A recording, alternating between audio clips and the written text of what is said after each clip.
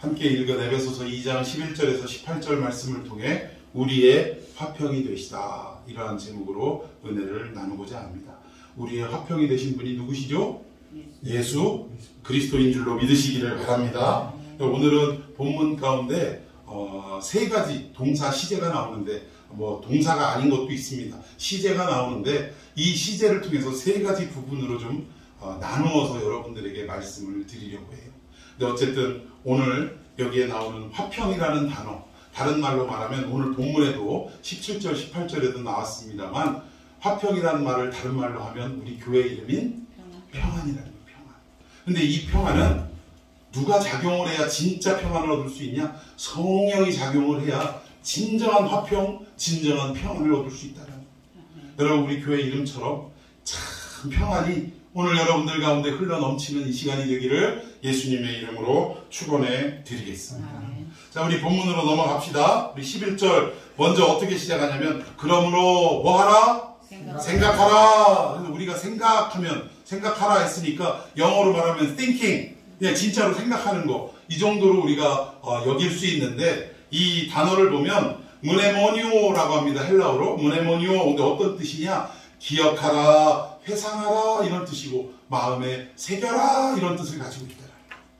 그러면 단순히 생각하는 게 아니라 예전에 있었던 어떤 일들을 어떻게 하라는 거예요? 기억하라는 거예요. 회상하라는 얘기입니다. 그리고 이것을 마음에 새겨서 반드시 기억에 떠올리고 생각하라, 이 얘기. 그럼 도대체 뭐를 생각하라고 하는데, 뭐를 기억하라고 하는데 이 말씀을 하셨을까? 여러분, 하나님께서 이스라엘 백성들을 향해 얘들아, 너희들은 반드시 기억해라 라고 말씀하시는 데가 어디가 제일 많이 있을까요? 출애굽기 사건에 제일 많이 나옵니다. 출애굽기에 너희들은 기억하라, 이런 하나님의 준엄한 명령이 나오는데, 뭘 기억하라고 하시는 건가? 애굽의 때를 기억하라는 거예요. 너희들이 종되었을 그때를 기억해라. 너희들이 어떻게 부르짖었는지를 기억하라. 여러분들, 우리는요, 인생에 문제가 생기면 그래도 믿음이 있고 예배를 드리는 사람들은, 하나님을 정말 계시다라고 여기는 사람들은 기도해요, 안 해요? 기도합니다. 이 문제를 하나님이 해결해 주셔야 된다고 눈물을 지으며 부르짖으며 기도합니다. 그런데 우리가 이 문제가 은혜 가운데 해결이 됐을 때는 그 문제를 해결해 주신 하나님을 오래도록 어떻게 해야 돼요? 기억해야 되는 거예요. 근데 우리는 언제 그 일이 있었지? 기억조차 못할 때가 너무나 많다는 것이죠. 하나님은 그래서 항상 이스라엘 백성들에게 얘들아, 기억하라. 언제를 기억하라? 종되었던 그 애굽의 때를 기억하라. 그리고 거기서 왜 니들이 부르짖었어야 됐고, 거기서 하나님을 향해 왜 절규했어야 되며, 혹독한 노예의 삶에 너희들이 한순간도 살 수 없었음을 떠올려라, 이 얘기예요. 마음에 새겨라. 이런 어떤 기억하라라는 말이 출애굽기에 자주 나오는데, 오늘 본문에도 그러므로 생각하라, 이 생각하라는 말은 어떤 말이라고요? 기억하라라는 말이에요. 그럼 도대체 여기서는 뭘 기억하라고 이 말씀을 하는 것일까? 여러분, 우리 지난주 말씀 여러분 좀 기억에 남으세요? 뭘 기억하라냐면, 우리가 지난주 살펴봤던 1절에서 10절까지의 말씀을 기억하라는 거예요. 뭘 기억하냐? 첫 번째, 우리는 그렇죠, 허물과 죄로 죽었었던 존재임을 기억하라는 거예요. 마치 애굽에서 종되었던 때를 기억해야 하는 것처럼 허물과 죄로 죽었었던 우리들을 기억해야 되고, 또 그러한 우리들임에도 불구하고 예수 그리스도가 이 땅에 오셔 십자가의 죽으심과, 또 죽으실 때 어떻게 죽으셨다고요? 그렇죠, 같이 함께, 이게 중요한 거예요. 함께 죽으시고, 그리고 부활하실 때도 함께 부활하셔서 하늘 보좌 우편에 앉아 계셨다. 이 말은 하나님 나라의 모든 유업을 상속받을 상속자가 되었다. 그런데 이 상속자로 혼자 다 가지셔도 되는데, 세상에 함께 죽으시고 함께 부활하신 우리들과 함께 어떻게 하시겠다는 이 상속 유업을 나누시겠다. 참 얼마나 감사합니까? 이 사실 앞에 바울이 눈뜨고, 우리 인생에 때로는 힘겹고 어렵고 고난의 길이 찾아오고 이해할 수 없는 아픔의 길이 찾아오지만, 그럼에도 불구하고 하늘에서 받아야 할 상속을 생각하니 마치 미친 사람처럼 어떻게 되는 거죠? 찬송이 그냥 막 터져 나옵니다. 할렐루야! 이러한 믿음으로 우리가 살아가야 할 줄로 믿습니다. 이걸 기억해야 된다고요. 그리고 마지막 세 번째, 그렇게 하늘의 상속을 물려받고 약속된 우리들이라면 이 땅에 어떻게 살아가야 한다? 내가 한 일 자랑하지 말고, 교회 자랑 쓸데없이 하지 말고, 목사님 이름 자꾸 높이지 말고, 오직 누구만? 하나님께서 행하신 일만. 그 일이 뭐예요? 우리를 구원하시는 일 아닙니까? 그 구원의 역사만 우리는 어떻게 하라고요? 자랑하며 살아가라.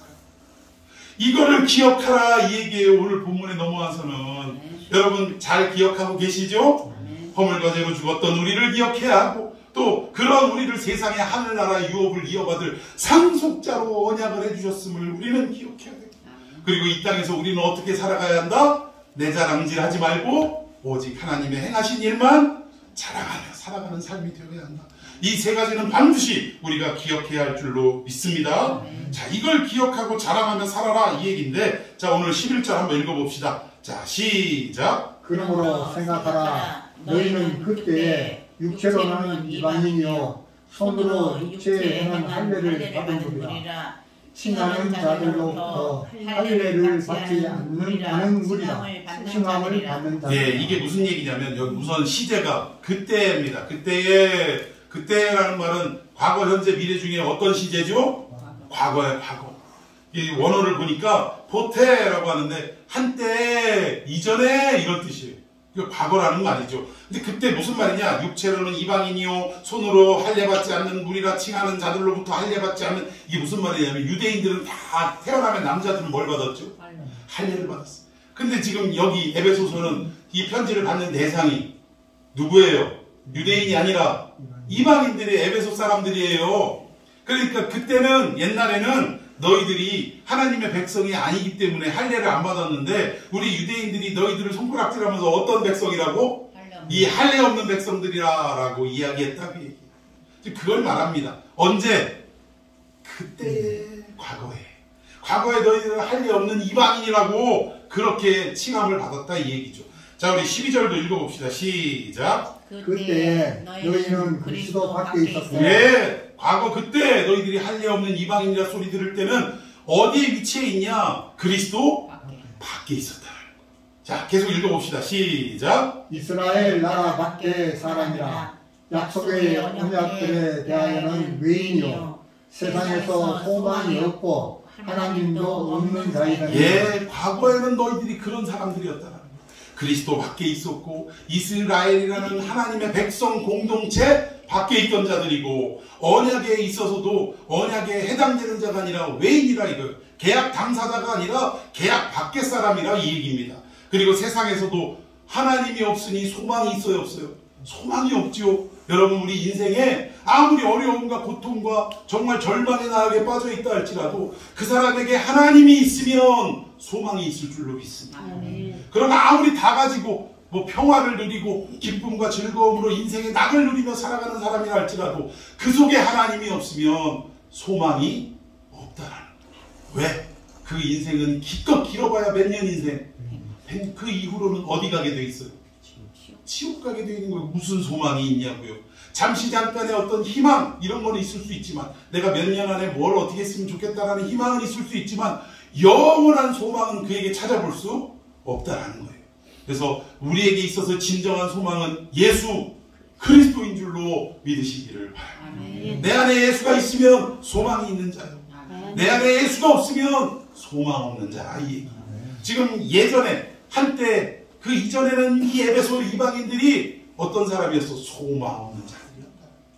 구원이 없는 자니까 소망도 없고 심지어는 하나님도 없는 자였다. 그러니까 하나님이 없으면 소망이 없다 그 얘기예요. 자, 그런 자들이었다라는 것입니다. 자, 그런데 그럼 결국 보면 영적으로 볼 때 이들은 정상적인 사람이라, 하나님의 형상대로 지음받은 사람이라 할 수 없던 자들이었다 이거예요. 여러분, 요한복음 9장에 예수님께서 길을 가다가 태어나면서부터 앞을 보지 못하는 맹인 한 사람을 주목하세요. 그런데 제자들이 예수님께 여쭙습니다. 예수님, 아니 저 맹인이 도대체 본인의 죄 때문에 앞을 못 보는 겁니까? 아니면 저들의 조상 때문에, 부모의 죄 때문에 앞을 보지 못하는 것입니까? 라고 물어봤다. 여러분, 우리가 지금 이 시대에 이런 어떤 관점에서 살아가는 우리들에게 있어서는 이 말을 질문한 제자들의 생각이 어떻게 느껴지세요? 말도 안 되는 걸로 느껴지잖아. 아니 세상에, 아니 몸이 아픈 사람이 뭔 죄하고 연관이 있다고 그러냐 라고 생각할 수 있지만, 그런데 성경에 나오는 제자들의 이 질문이 허무맹랑한 질문이 아닌 것이, 이때 당시에는 사람들이, 유대인들이 어떤 생각을 가지고 살았냐. 만약에 몸에 장애가 있거나 질병이 찾아오면 이것은 곧 뭐라고 생각한 거예요? 죄가 있기 때문에 이런 일들이 있었다라고 생각했다. 심지어 육신적인 장애나 어떤 질병 이것뿐만 아니라 부자로 살아가는 사람들은 하나님께 축복을 받은 것이고, 가난하게 사는 사람들은 하나님 앞에 뭐를 지어서? 죄를 지어서 저주를 받은 삶이다라고 생각하던 시대였다. 그러니까 아니 태어나면서부터 앞을 보지 못했으니 이 사람의 경제력이야 말할 것도 없겠지요. 결국 이 사람의 직업은 뭐였을 것이라고 우리가 추정해 볼 수 있죠. 한 푼 줍쇼 하는 거지였다라고 추정해 볼 수 있다. 그러니까 그의 경제력은 얼마나 피폐했겠냐. 한 푼 던져주는 동전한 일이 아니면 살아갈 수가 없는 그러한 인생이라는 거예요. 그러니까 결국 이것은 하나님께 죄 때문에 저주를 받은 것이다 라고 사람들은 생각했다는 거죠. 그래서 제자들이 그렇게 물은 거예요. 저 사람 본인의 죄입니까? 아니면 부모의 죄 때문입니까? 라고 했을 때 우리 예수님이 뭐라고 말씀하셨을까요? 저 사람의 죄도 아니고 부모의 죄도 아니며 오직 무엇을? 하나님이 하시는 일을 드러내게 하기 위하여 한 것이다. 저가 앞을 보지 못하는 것이다. 우리 하나님이 말씀하셨다라는 것입니다.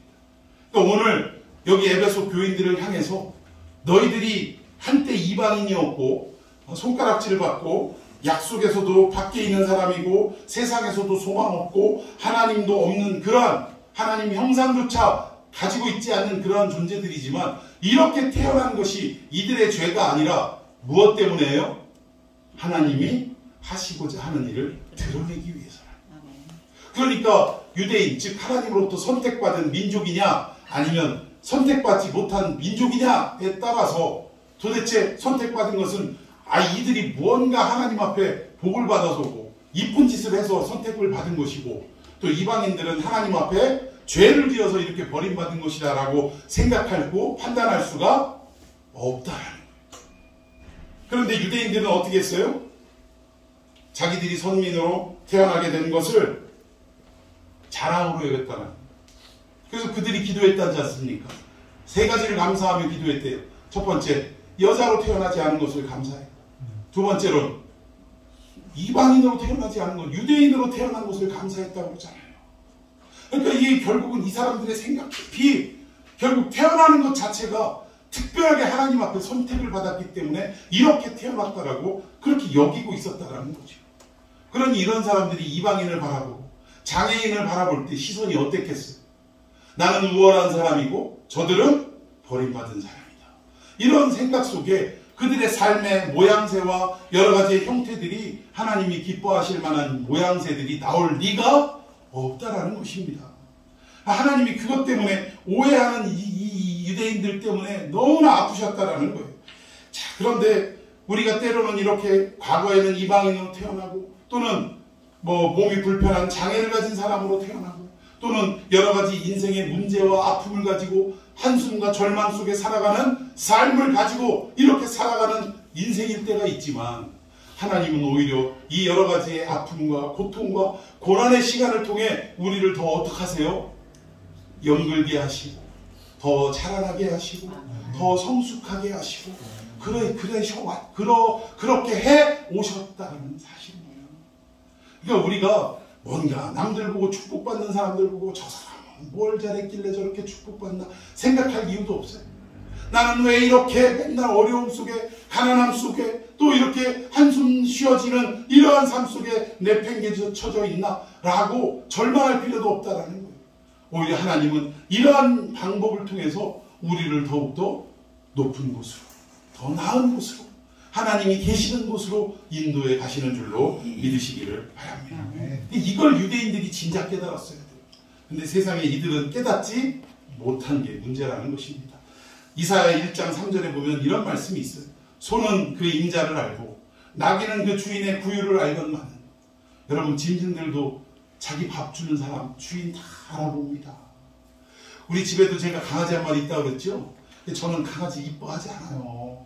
그냥 막 귀찮게만 여기고 막 저리가 막 이러고 하는데, 이 세월이 이게 진짜 지금 우리 집에 온 지 10년이 넘었어요. 이 강아지가, 이 키운 지가. 이 딸내미가 뭐 학원 선생님한테 선물 받아가지고 그래가지고 키우기 시작해. 엄마의 그 극렬한 반대 속에서도 그 핏방울 무릅쓰고 이 강아지를 키웠는데, 어쨌든 아니 뭐 얘는 뭐 어찌됐든 냄새가 나든 뭐를 하든 어쨌든 그 강아지를 얼마나 이뻐하는지 몰라요. 그러니까 강아지가 세상에, 제가 밖에 있다가, 그러니까 교회에 이렇게 오늘같이 예배드리고 식구들이 이렇게 들어갈 때 제가 먼저 이제 집에 딱 들어가는데, 문 열고 들어가면 문간 앞에 강아지 집이 있는데, 제가 들어가면 세상에 이 강아지 집에서 딱 턱 깨고 누워갖고요, 그럼 앞에 쳐다보고 나오지도 않습니다. 마치 왔냐?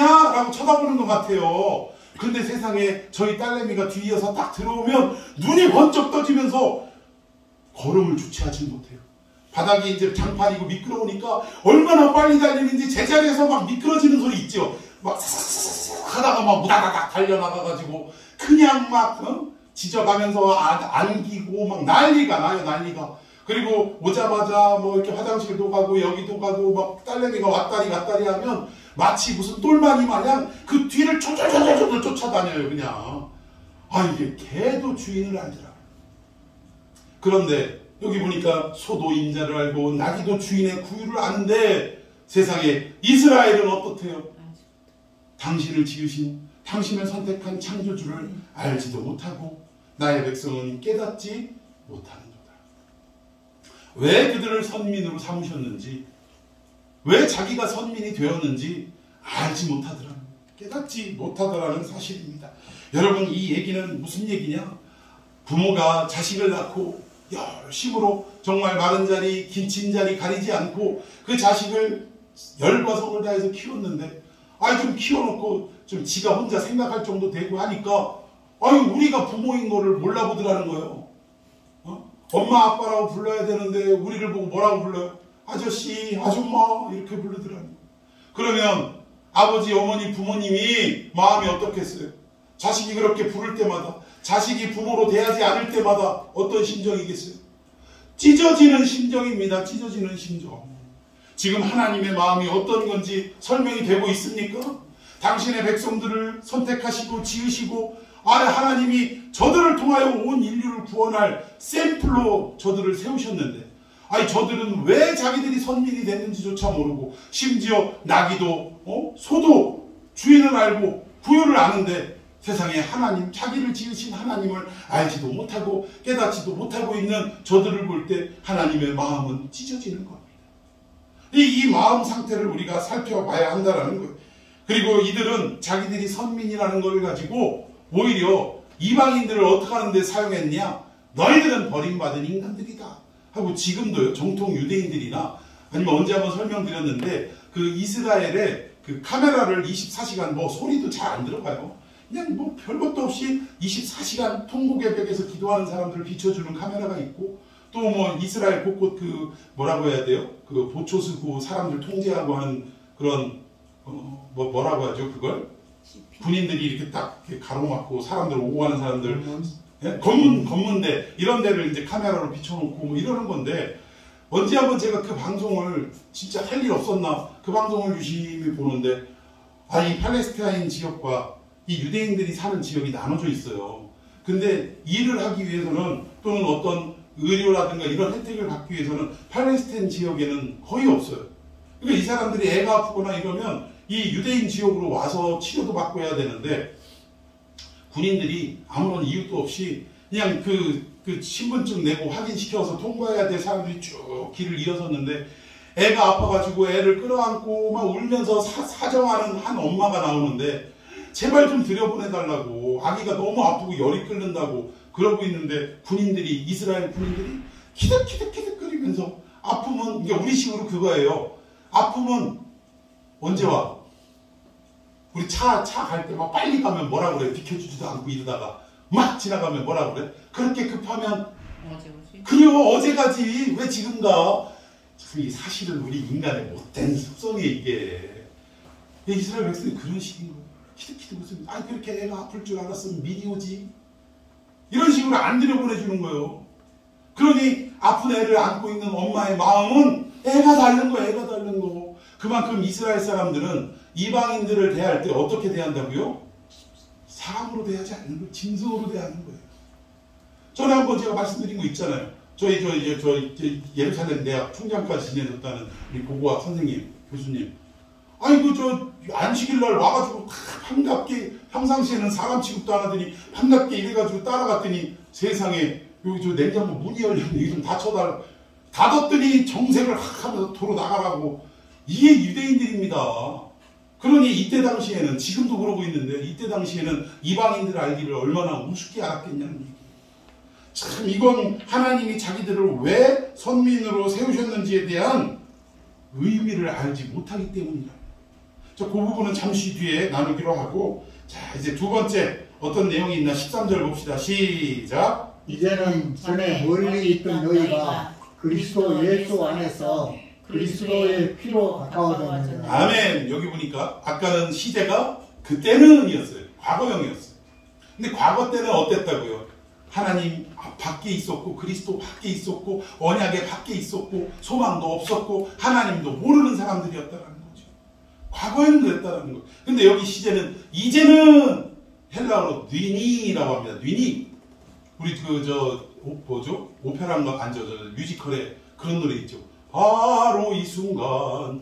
이런 노래 있잖아요. 그 뜻이에요. 바로 지금, 이 순간, 이 뜻이라는 거예요. 뉘니. 그러니까 이렇게 과거형, 현재형, 미래형 중에 현재형에 해당돼요. 과거 너희들은 하나님 밖에 있던 자들이고 소망도 없는 자들이었지만 이제 지금은 어떻다라는 거예요. 전에 멀리 있던 너희, 하나님께 멀리 떨어져 있던 너희가 누구로 인해서? 예수로 인해서, 예수 안에서 그리스도의 뭐로? 피로 말미암아 가까워졌느니라. 여러분 믿으십니까?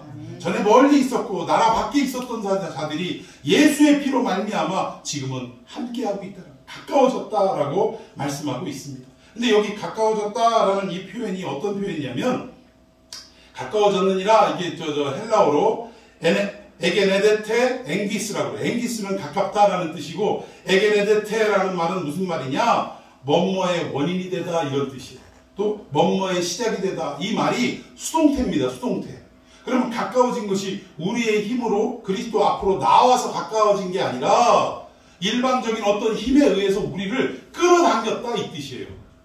나라 밖에 있던 우리를 우리 예수 그리스도의 피로 말미암아, 이 강권적이라는 표현 많이 하잖아요. 우리가 강권적이라는 표현 속에 어떤 의미가 있냐? 팔을 비틀어서라도 라는 뜻이 있어요.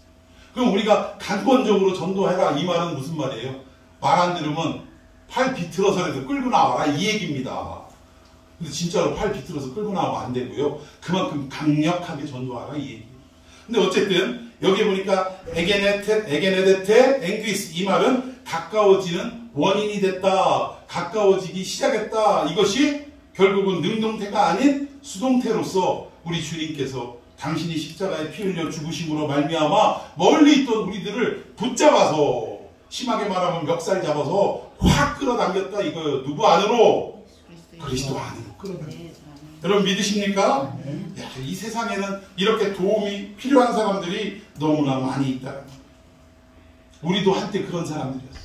그런데 우리 주님이 내가 먼저 주님을 찾은 게 아니고, 내가 먼저 주님을 부른 게 아니라 주님이 먼저 나를 찾으시고 주님이 먼저 나에게 다가오셔서 나를 강권적으로 붙잡아 끌어당기신 은혜의 역사가 바로 구원인 줄로 믿으시기를 바랍니다. 여러분 찬송가 90장에 이런 찬양이 있죠. 주 예수 내가 알기 전 날 먼저 사랑했네. 믿으십니까?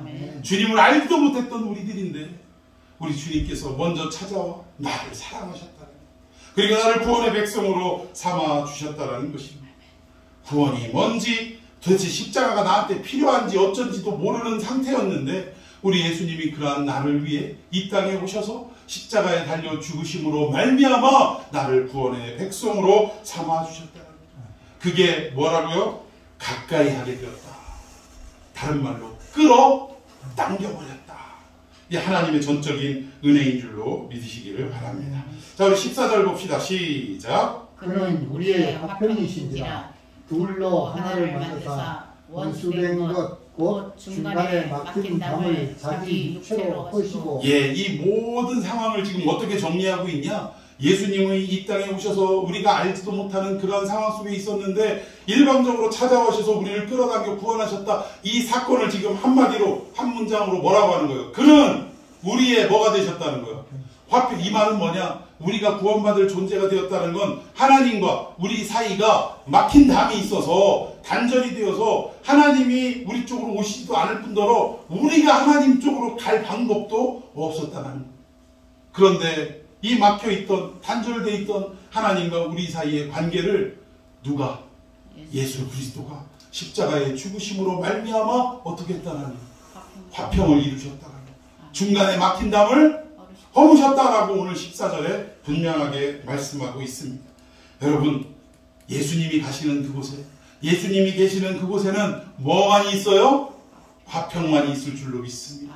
아까 제가 서두에 화평을 다른 말로 평안이라고 했는데 우리 주님이 가시는 곳엔 분열이나 분쟁이 있는 것이 아니라 오직 하나됨의 역사, 화평의 역사, 평안의 역사만 있게 될 줄로 믿으시기를 바랍니다. 자, 그렇다면 우리 주님이 계신 곳은 우리의 삶의 전 영역이지만 대표적으로 주님이 그래도 여기는 계신다라고 생각하는 곳은 어디예요? 교회 아닙니까? 교회. 이 교회에는 뭐만 넘쳐야 돼요? 평안이 넘치고 화평이 넘치고 뭐가 없어야 돼요? 분쟁이 없어야 되는 곳이 교회인 줄로 믿습니다. 근데 이게 웬걸 교회에 분쟁이 있어요? 없어요? 이건 뭐냐? 우리 그리스도께서 오셔서 우리를 하나 되게 하시려고 십자가를 지신 의미를 우리 때문에 퇴색하는 만들더라고요. 여러분, 사람이라는 것이요, 나름대로 자꾸 이렇게 나는 이런 사람이고 저 사람들은 나와 생각이 다른 사람이고 이런 식으로 분열하고 이러다 보면 중간에 뭐가 생겨요? 담이 생깁니다. 담이 생겨요. 지금 정치판도 어때요? 보수와 진보로 나뉘어지고 이 보수에 속한 사람들은 진보가 용납이 됩니까? 안 됩니까? 용납이 안 돼요. 심지어는 이 진보 이 사람들을 뭐라고 표현해요?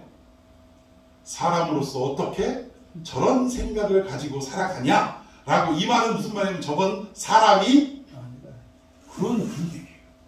어떤 개그맨이 뭐 이렇게 뭐 사람이 아니문이다 뭐 이런 얘기하고 그랬는데 우리 보수 쪽에서는 진보를 향해서 사람 취급을 안 하는 거예요. 이게 왜? 중간에 뭐가 생겨서? 막힌 담이 생겨서. 자, 반대로 진보는 어때요? 자기들이 뭐 운동권 시절에 억압당하고 정부에 의해서 고통을 당하고 그리고 뭐 이 나라의 뭐 민주화를 끌어당기기 위해서 하여튼 여러 가지 항목을 가지고 우리는 이랬는데 너희들은 아직도 저 일본하고 친하고 그저 지들 잘 먹고 잘 살기 위해 노동자들을 탄압하고 이런 생각인 거예요. 그러니까 이쪽 사람들은 저쪽 보수 사람들을 뭐로 안 봐요?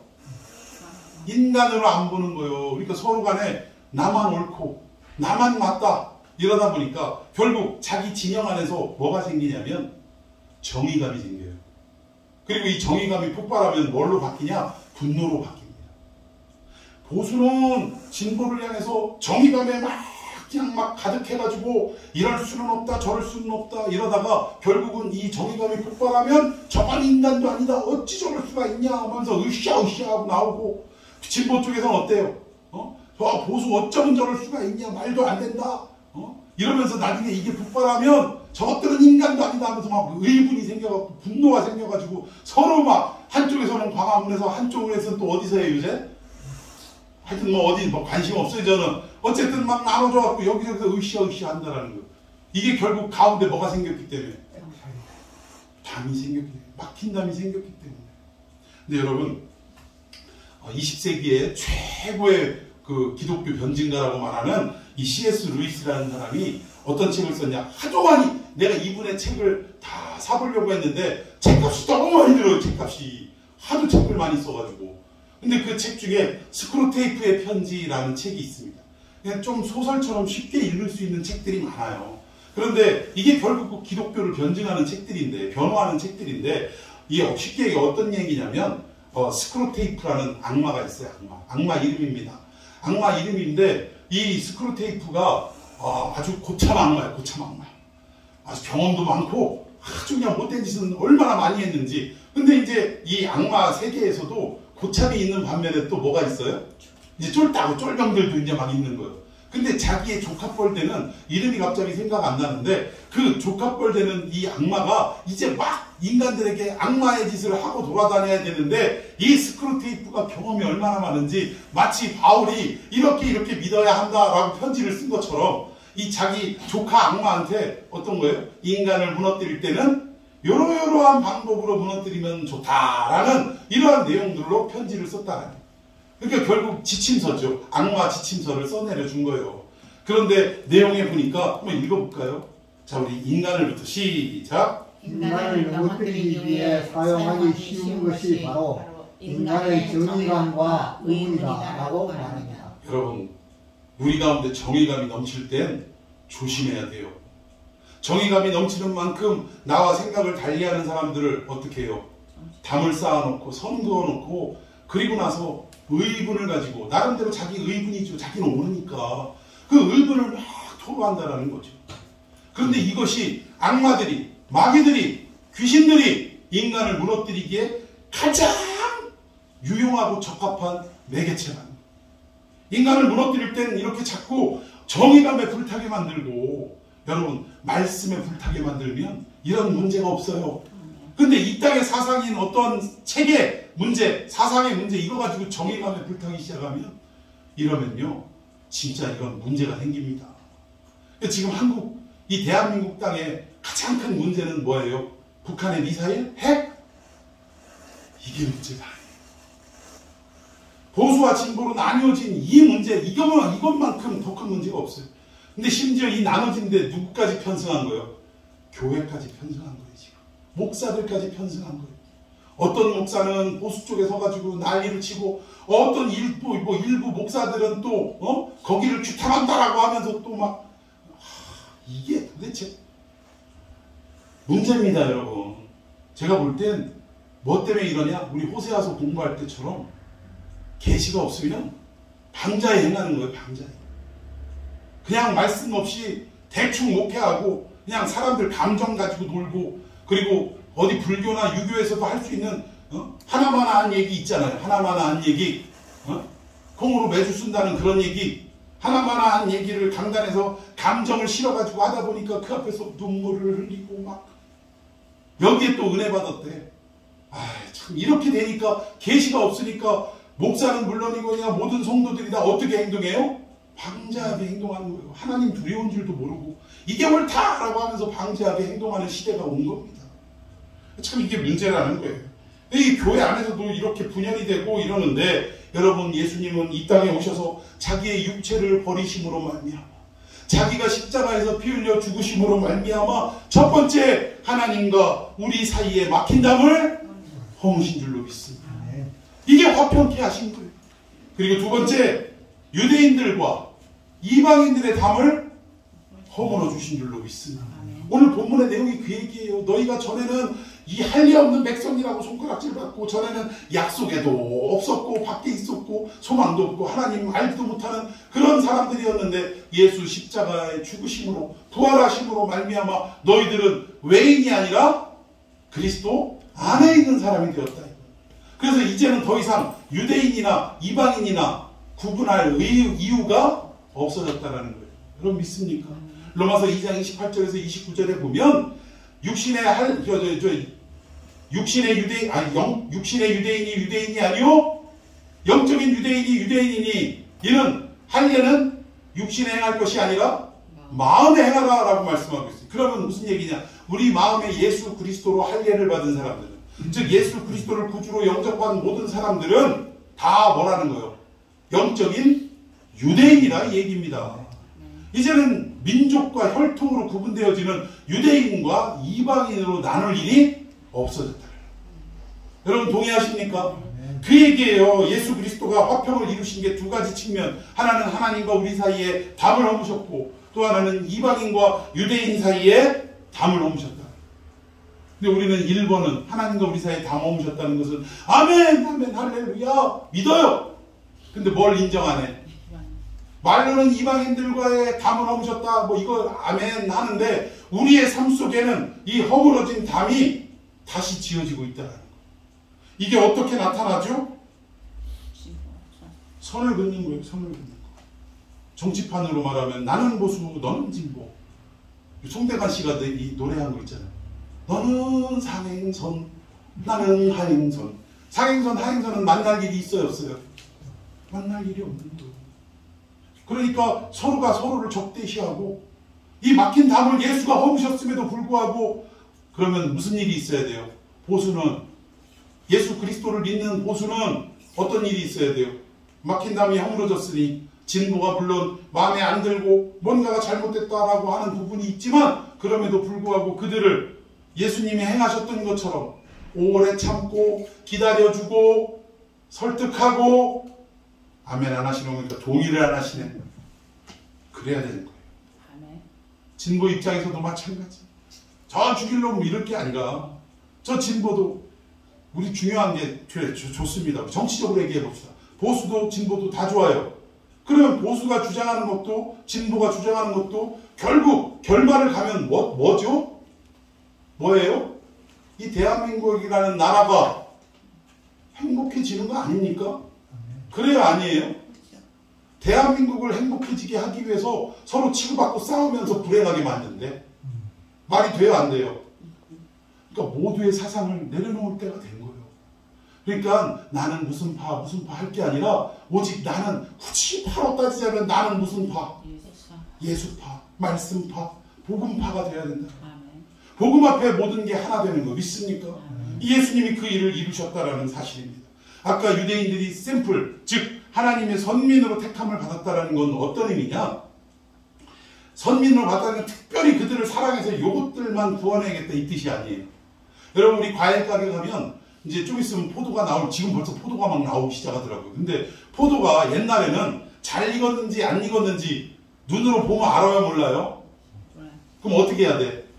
먹어봐야 하는 거예요. 그래가지고 포도 주인이, 가게 주인이 포도를 좀 맛을 보시라고 샘플로 앞에다 딱 갖다 놔요. 그래요, 안 그래요?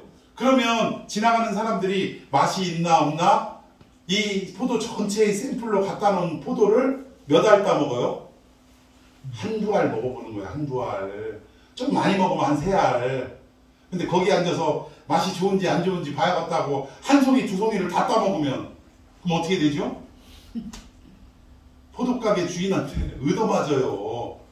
그게 이 얘기요. 선민으로 세웠다는 것은 포도 전체가 맛있다라는 걸 알리는 것처럼 모든 인간을 구원하기 위한 하나님의 계획이 있는데 한꺼번에 그렇게 하기보다 하나님은 어떻게 택하셨냐? 한 샘플로 포도알 한두 알을 먹게 하는 것처럼 유대인들을 택하셨다라는 거예요. 근데 유대인들을 택한 이유가 얘들처럼 포도알이 맛있다 이 얘기가 아니라 우리 인간이 하나님 없는 우리 인간이 얼마나 절망적인 존재인지를 유대인들을 통해 깨닫게 하시더라 이거예요. 무슨 말인지 아시겠어요? 얼마나 인간이 죄악된 존재의 인간을 이 유대인들의 삶을 통해 드러내고 나타내신다. 그래서 모든 인류는 유대인을 보고 샘플로 보고 모든 인간은 예수 없으면 구원받을 수도 천국에 갈 수도 하나님 품에 안길 수도 없다라는 것을 요 샘플 유대인들을 통해 알려주시는 건데 유대인들은 오히려 어떻게 해요? 지난주에 말씀드린 것처럼 예루살렘 성을 입성하시는 예수님을 등에 탄 나귀가 예수님 보고 환호하고 호산나를 부르는데 자기 보고 호산나 하는 줄 알고 착각하는 것처럼 유대인들은 자기들이 선민으로 선택받은 것이 온 인류를 구원하기 위해 인간이 얼마나 죄악되고 얼마나 개선과 여지가 없는 이러한 존재인가를 자신들을 통해 드러내기 위한 샘플인데 그걸 모르고 나만 거룩하다, 나만 특별하다라고 착각하고 오히려 다른 이방인들을 못살게 굴었다라는 것입니다. 참 이게 우리는 무너져야 돼요. 보수도 우리가 선민이라고 생각되고 하나님이 사랑하는 사람이라고 생각되면 어떻게 해야 돼요? 내 안에 하나님 앞으로 스스로 나아갈 여지도 그러니까 우리 안에 있던 모든 보수 사상도 하나님이 보실 때는 한낱 모압과도 같아요. 아침 안개 같고 잠시 있다 사라지는 것 같고 이걸 우리가 깨달아야 돼요. 이걸 가지고 막 옳다라고 목숨 걸고 할 게 아니라는 거예요. 제가 영원한 거 3가지 말씀드렸죠. 첫 번째 뭐가 영원하다? 예수 그리스도가 영원하다. 두 번째 그분의 말씀이 영원하고 그리고 말씀과 예수 그리스도를 깨달았다면 그분의 뜻대로 행하는 우리들이 영원한 거예요. 근데 왜 보수니 진보니 나눠져가지고 왜 하나님의 뜻대로 하지 않고 자기 뜻대로 행하고 있냐? 그러면 결국 이 사람들은 영원하다는 얘기요, 제한적이다라는 거예요. 제한적이다라는 거예요. 결국 이 말은 뭐냐? 하나님 나라에 들어갈 수 없다라는 얘기입니다. 이런 걸 너무 우리는 등한시 생각하고 아무것도 아닌 양 생각하고 예수의 이름으로 못된 짓을 자행하고 있다는 거예요. 마치 누구처럼? 선민이라고 일컬었던 유대인들처럼. 이걸 우리가 깨달아야 된다는 거예요. 근데 결국 이 모든 이 복음의 내용이 우리들을 통해서 점점 이웃으로, 나라 밖으로 증폭되어지고 확산되는 역사가 일어나야 할 줄로 믿습니다. 예수님은 이 문제를 해결하기 위해 화평이 되신 거예요. 십자가의 죽으심으로 다 허물어 주셨다라는 사실입니다. 그럼 이런 것이 다 의미가 없게 되었고 이제는 유대인, 이방인 나누는 것도 의미 없고 이제는 다 뭐가 된 거예요? 하나가 되었다라고 성경은 말씀하고 있다. 자, 우리 15절 봅시다. 시작. 법정으로 된 계명의 율법을 따졌으니 이는 이 둘로 자기 안에서 한 세 사람을 지어 화평하게 하시고. 여기 보니까 율법은 결국은 우리가 죄인임을 고발하는 기능을 가지고 있다고 했어요. 이게 고발적 기능. 율법은 우리를 거룩하게 만드는 게 아니고 율법을 통해 우리가 여지없는 죄인이구나라는 걸 깨닫게 됐다. 또 한 가지 기능은 뭐예요? 내가 이렇게 여지없는 죄인이니 빵점짜리니 결국 나에게는 누가 필요하다? 예수님이 필요하다라는 예수님 앞으로 인도하는 인도적 기능이 있다. 율법의 두 가지 기능. 첫 번째, 우리가 죄인임을 고발하는 고발적 기능. 두 번째, 예수 앞으로 인도하는 인도적 기능. 이 두 가지를 가지고 있는 게 율법이에요. 그러니까 율법은 영원할 수가 없는 거죠. 그리고 우리를 거룩하게 만들 수가 없는 거예요. 그런데 이것을 다 어떻게 하셨다는 거예요? 예수님이 오셔서 폐하셨다는 거예요. 그리고 둘로 나뉘어졌던 우리들을 이제는 한 세 사람을 지음받게 하셨다. 둘을 하나로 만드셨다라는 거예요. 그거를 뭐라고 얘기하냐? 화평이라고 말씀하고 있는 것입니다. 자, 우리 고린도후서 5장 17절에 우리 너무나 잘 아는 그런 중 누구든지 그리스도 안에 있으면 새로운 피조물이라. 이전 것은 지나갔으니 보라 뭐가 됐어요? 새 것이 되었다. 율법에 의해서 살아갔던 둘로 나뉘어졌던 우리들은 이제는 하나가 되었고 새 것이 된 줄로 믿으시기를 바랍니다. 또 요한복음 1장 12절에 영접하는 자고 그 이름을 믿는 자에게는 하나님의 자녀가 되는 권세가 주어진 거예요. 옛날에는 유대인이요 이방인이요 유대인들만 하나님 백성 뭐 이랬는데 아니라는 거예요. 예수 그리스도로 화평을 이루신 이후에는 누구든지 하나님을, 예수님을 믿기만 하면 모두가 다 인종을 뛰어넘고 민족을 뛰어넘어 하나님의 자녀가 되는 거예요. 여러분 믿습니까? 하나가 되게 하신 거예요. 근데 이것이 혈통으로나 육정으로나 사람의 뜻으로 난 게 아니라 오직 하나님께로서 난 자들입니다. 아멘. 놀라운 말씀이에요. 놀라운 말씀. 자, 에베소서 2장 8절에서 9절. 너희는 그 은혜에 의하여 믿음으로 말미암아 뭐를 받았으니 믿음으로 구원을 받았대요. 그런데 이 믿음조차 우리에게서 생성된 게 아니라 하나님의 선물이라. 그 우리가 할 게 한 게 아무것도 없다. 9절에 행위에서 우리의 행위로 난 것이 아니니 이는 누구든지 뭐하지 못하게 하려 함이라. 자랑치 못하게 하려 함이라. 근데 우리는 왜 이렇게 자랑을 잘하는지 모르겠어. 자랑할 게 없어요. 우리 구원받은 거, 우리가 하루에 3시간 4시간 기도하는 거, 우리가 전도 얼만큼 하는 거, 성경을 뭐 몇 시간을 읽은 거 자랑할 거예요? 아니에요? 자랑할 게 없다니까. 내가 기도 4시간 한다고 구원받는 거 아니고 성경을 하루에 뭐 50장 60장씩 읽는다고 구원받는 거 아니라니까.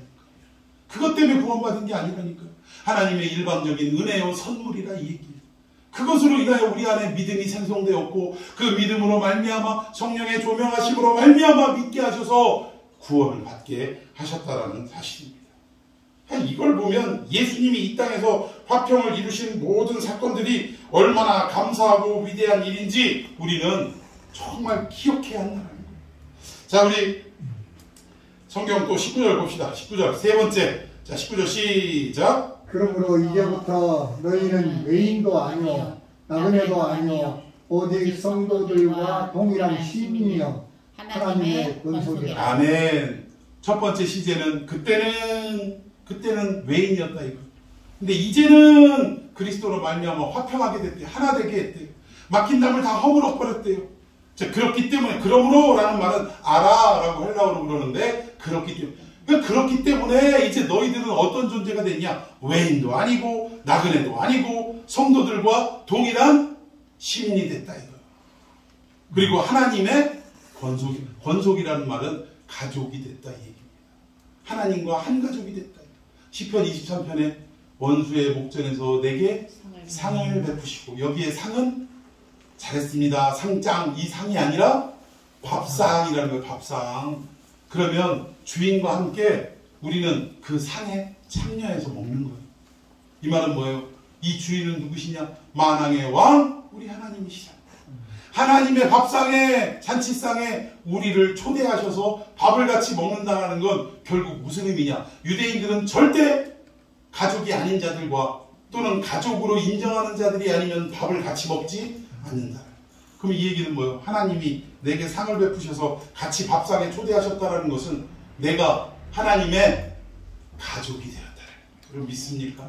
하나님의 가족으로, 권속으로 우리를 만드셨다. 왕의 밥상에 우리를 초대하셨다 이 말입니다. 자, 20절과 21절 시작. 너희는 사도들과 선지자들의 터 위에 세우심을 입은 자라. 그리스도 예수께서 친히 모퉁이 돌이 되셨느니라. 21절. 그의 안에서 건물마다 서로 연결하여 주 안에서 성전이 되어 가고. 아멘. 여기 보니까 건물마다 서로 연결한다 이렇게 얘기하니까 마치 건물이 뭐예요? 여러 채가 있는 것처럼 이렇게 우리가 생각하기가 쉽습니다.